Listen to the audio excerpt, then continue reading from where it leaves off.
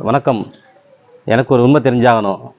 என்ன உண்மை தெரிஞ்சுக்கணும் அப்படின்னா, இப்போ வந்து சினிமா பற்றி தான் ஒரு சினிமா செய்தி தான். ஆனால் சூரி வந்து ஒரு படத்தில் நடிச்சிருக்காங்கல்ல ஹீரோவா, கதாநாயகனா. சூரி வந்து நல்ல ஒரு ரொம்ப கீழ்மட்டத்துலேருந்து நிறைய விஷயங்கள் வந்து ரொம்ப சின்ன சின்ன கதாபாத்திரங்களாக நடித்து ரொம்ப கஷ்டப்பட்டு வந்திருக்காங்க. அவர் வந்து கருடன் படத்தில் வந்து இப்போ ஹீரோவாக கதாநாயகனாக நடிச்சிருக்காங்க. ஏற்கனவே விடுதலை படத்தில் வந்து கதாநாயகனாக நடிச்சிருந்தாங்க. அதுவும் நல்லா வந்து வெற்றிமாறன் சார் இயக்குன படம் அது. நல்லா போயிட்டு இருந்துச்சு, நல்லா போச்சு. அடுத்தது அவருடைய வெற்றிமாறன் சாருடைய உதவி இயக்குனர் தான் வந்து இந்த படம் எடுத்திருக்காங்கன்னு நினைக்கிறேன். கருடன் படம். கருடன் படத்தில் சொக்கன் கதாபாத்திரத்தில் அவர் நடிச்சிருக்காங்க கதாநாயகனா. அந்த படம் வந்து சூப்பராக இருக்குது. அந்த படம் நீங்கள் பார்க்காதவங்க பாருங்கள். ரொம்ப அருமையான கதை அது. அதாவது ஒரு ஒரு குடும்பத்தில் ஒரு விசுவாசமாக ஒருத்தர் இருக்காங்க, ஒருத்தர் ஒரு உண்மையாக விசுவாசமாக அப்படிங்கிற ஒரு இடத்துல இவரோட கதாபாத்திரமாக இருக்கும். ரொம்ப அருமையாக நடிச்சிருக்காங்க. இதில் ஒரு 2, 3 விஷயம் நம்ம வந்து உண்மை தெரிஞ்சுக்கணும்னு நினைக்கிறோம். இந்த படத்து மூலமாக ஒரு 2, 3 விஷயம் எனக்கு உண்மை தெரிஞ்சாகணும் அப்படின்னு நான் கேட்குறேன்.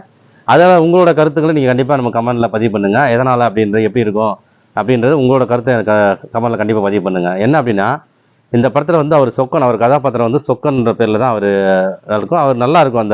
அந்த பேரும் அவரோட கதாபாத்திரம் நல்லா நடிச்சிருப்பாங்க. அந்த படத்துக்கு பேர் பார்த்தீங்கன்னா கருடன்னு பேர் வச்சுருக்காங்க. அந்த கருடன் எதுக்காக அந்த இயக்குனர் பேர் வச்சாரு அப்படின்னு எனக்கு உண்மை தெரிஞ்சாகணும். ஏன்னா சொக்கன்னே வச்சிருக்கலாமே. ஏன்னா சொக்கன்னு வச்சுருந்தா அதுக்கு நல்லாவே இருந்திருக்கணும், நல்லா இருந்திருக்கும். அவரோட கதாபாத்திரத்துக்கு அவருடைய பேர் அந்த கதாநாயகனாக வந்திருக்கனால அந்த பேருக்கு அப்படியே வந்து பொருத்தமாக இருந்திருக்கும். நல்லா மனசு நல்லா நின்றுருக்கும். கருடன் அப்படிங்கிறது எனக்கு கூட இப்போ நான் வந்து திடீர்னு கூட சொக்கன் படம் அப்படின்னு கூட நான் சொல்லுவேன். சொக்கன் படம்னு சொல்லி மச்சான்கிட்ட பேசும்போது, மச்சான்கிட்ட பேசும்போது, ஃப்ரெண்டுகிட்ட பேசும்போது சொக்கன் படம் அப்படின்னு தான் எனக்கு வாயில் வருது. ஏன்னா அந்த கதாபாத்திரம் வந்து அப்படி நிற்கிற மாதிரி இருக்குது. அந்த படத்தை பார்க்கும்பொழுது அது நல்லா இருக்குது. எதனால அந்த இயக்குனர் வந்து அந்த பேர் கருடன் வச்சாருன்னு தெரியல. ஏன்னா நம்ம வந்து இப்போ நிறைய படங்கள் பார்த்துருக்கோம். இப்போ வந்து பாட்ஷா, அண்ணாமலை, வீரா, முத்து, சத்யா, இந்த மாதிரி நிறைய படங்கள் பார்த்தீங்கன்னா அந்த கதாபாத்திர ஹீரோவுடைய அந்த கதாநாயகனாக இருக்காங்க இல்லையா, அவங்க பேரில் வந்திருக்கு. அதே மாதிரி மோகன சுந்தரமா அது சுந்தரா மோகனாம்பாள் அதில் வந்து அவங்க பேர் வந்து மோகனாம்பாலாக இருக்கும். அதில் கதாநாயகி அவங்க முக்கியத்துவமாக இருக்கும். இந்த மாதிரியும் வந்திருக்கு. அப்போ கதாநாயகன் இல்லைன்னா கதாநாயகி அவங்களுடைய இதை வச்சு நிறைய படங்கள் வந்திருக்குல்ல. அப்போ இது வந்திருக்குல்ல, வச்சிருந்தாலும் நல்லா தானே இருந்திருக்கும். அப்போ அதை ஏன் அவர் வந்து மாற்றி கருடன் வச்சாரு அப்படிங்கிறது எனக்கு தெரிஞ்சுக்கணும். உங்கள் கருத்து, அவர் என்ன காரணம் வச்சிருப்பாருன்றது அவருக்கு தான் தெரியும். உங்களோட கருத்தை எனக்கு பதிவு பண்ணுங்க. அடுத்தது பார்த்தீங்கன்னா அதில் வந்து அவர் நடிச்சிருக்க விதம் வந்து ஃபுல்லாகவே ஆக்ஷன் தான்.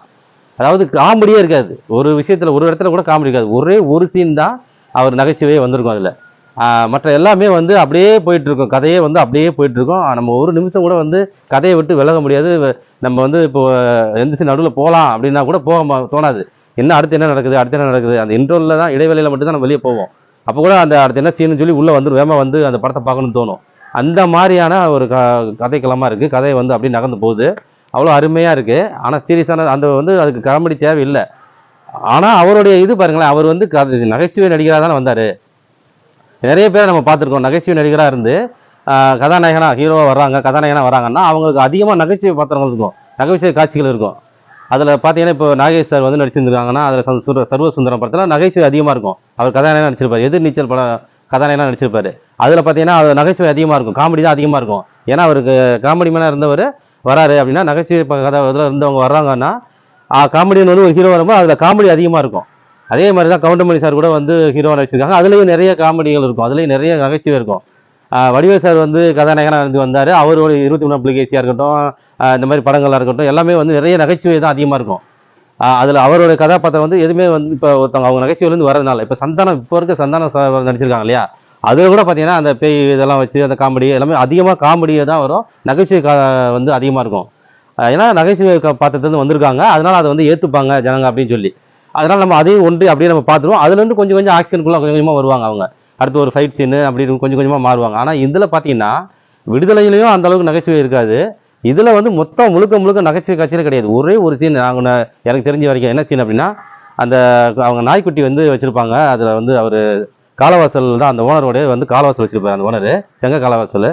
அதுக்கு பாதுகாப்புக்காக ஒரு 4, 5 நாய்கள் வச்சுருப்பாங்க. வேட்டை நாய்கள் வச்சுருப்பாங்க. அதை வந்து இவர் பராமரிச்சுட்டு இருப்பார். ஏன்னா அவரோட விசுவாசியாக இருப்பார்.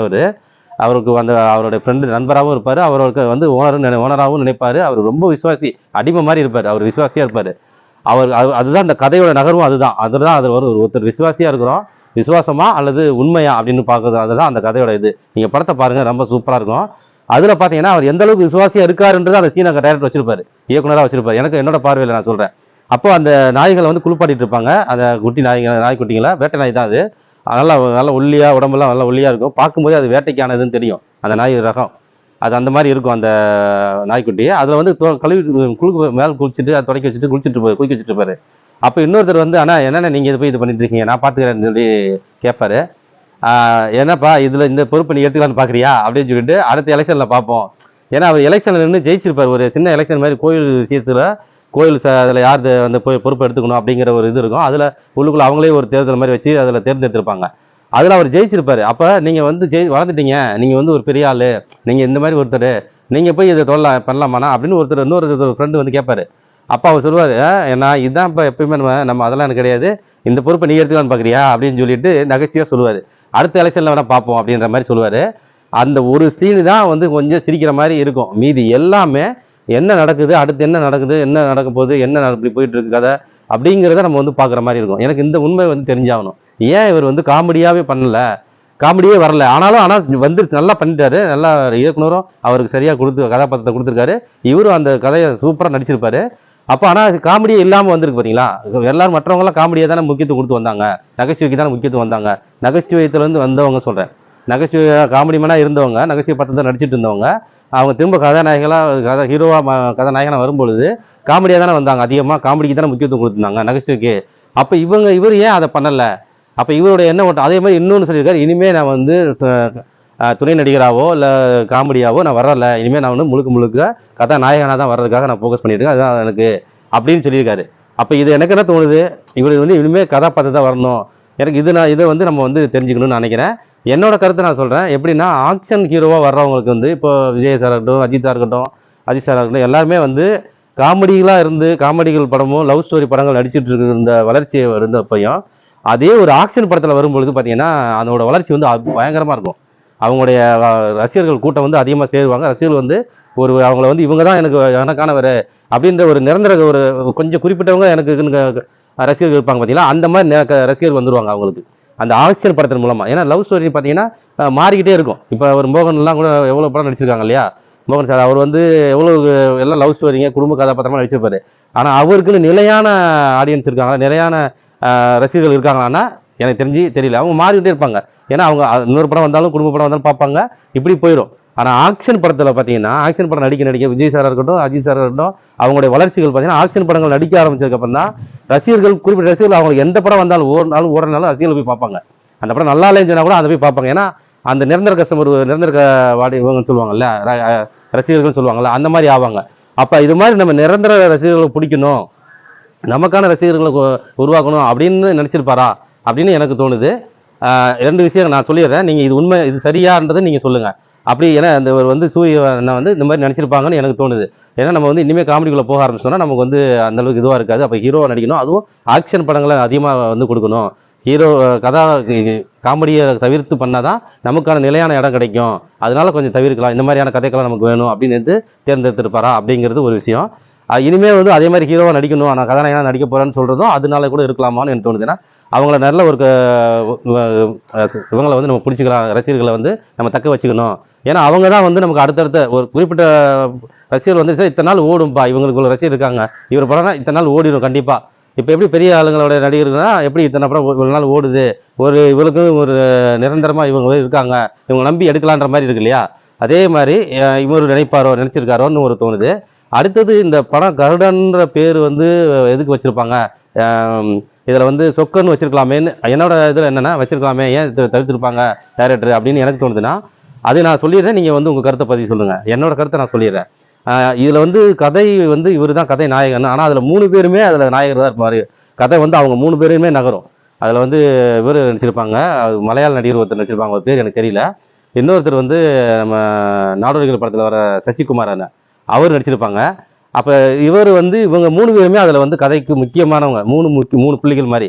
ஆனால் இதில் வந்து இவரோட பேர் மட்டும் சொக்கன், இன்னொருத்தர் பேர் அவங்க பேர் வந்து வைக்காமல் இவர் பேரை வச்சா, அப்போ அதில் பார்த்தீங்கன்னா சசிகுமார் அவரோட பேர் கதாபாத்திரத்தோட பேரை வச்சிருக்கலாமே, அப்போது அப்படிங்கிற மாதிரி வெளியில் வந்துடக்கூடாது நினைப்பு இருக்கலாம். அந்த பேரை வச்சா அவர் ஹீரோவாக வந்துடலாம். இப்போ இவருனா ஹீரோ, ஆனால் அதில் நம்ம வந்து இவரும் நடிச்சிருக்காரு, சசிகுமாரும் நடிச்சிருக்காரு அப்படின்னு சொல்லி தான் நம்ம போய் பார்ப்போம். அவரும் இருக்காரு, அப்போ நல்லா இருக்கும். ஏன்னா அவரு வந்து அவரோட கதாபாத்திரத்தை சூப்பராக செய்வார். அந்த அவருக்கான இது என்ன தெரியுமா, அவர் அந்த ஆக்ஷனும் சரி, அந்த இதுவும் சரி, அந்த படத்துங்களில் அந்த ஒரு கம்பீரமாக நடந்து வரதும் சரி, ஒரு கோபமாக பண்ணுறதும் சரி, அவருக்கான இதில் அவர் நடிப்பார். அப்போ அதையும் அதில் காமிச்சிருப்பாரு. அதே மாதிரி அந்த மலையாள நடிகர் அவர் நான் முழுசாக பார்க்கலாம். ஆனால் இந்த படத்தில் நல்லாவே பண்ணியிருக்காரு. இதுக்கு முன்னாடி அவருடைய இது மலையாள படங்கள் நம்ம பார்த்ததில்ல. ஆனால் இந்த படத்தில் நல்லாவே பண்ணியிருக்காரு. அப்போ இந்த 3 பேரோட இது இருக்கனால இவரை மட்டும் நம்ம தனியாக பிரித்து வைக்க வேண்டாம் அப்படிங்கிறதுக்காக கருடன் வச்சிருப்பாரோ அப்படின்னு எனக்கு தோணுது. உங்களுடைய பதிவை எனக்கு கண்டிப்பாக சொல்லுங்கள். இது நம்ம சினிமா செய்திகள் மூலமாக நான் நிறைய விஷயம் பேசியிருக்கேன்னு நினைக்கிறேன். இன்னும் நிறைய விஷயம் ஷார்ட்டாகவே சுருக்கம் பேசல, இதில் கொஞ்சம் விரிவாக பேசியிருப்போம். அடுத்தடுத்து நம்ம வீடியோக்களை நம்ம சந்திக்கலாம், காணொலிகளை பார்க்கலாம். எனக்கு தொடர்ந்து நம்ம ஆதரவு கொடுங்க. நன்றி.